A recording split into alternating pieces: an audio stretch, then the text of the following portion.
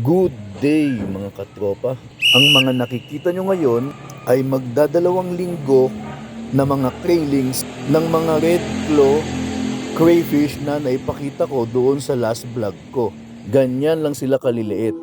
Dito naman sa video na ito ay going na sila, mga 3 weeks going to 4th week. Yan sa size nila na yan. Napakatako na nila kumain ng mga halaman at ng mga gabi gas na nakikita nyo na yon. At etong mga nakikita nyo naman ay mga nasa 3 months na po yan. So ganyan na yung size nila pagdating ng 3 months. Pwede na silang ibenta. Kagaya ng mga nakikita nyo po na yan ay for shipping ko yan. Papunta sa ibang lugar. Ito po, Ito sir, naman po yung 2 2 months. pa lang ito. Ganyan pa lang siya kaliit. Sa paglaki So kasi malakas nila sila nakabase kumain. sa kung gaano sila kalakas Actually sa pagkain, kumain. basta as long as may binibigay ka Mas sa kanila, madami silang kakain lang sila ng nakakain. kakain.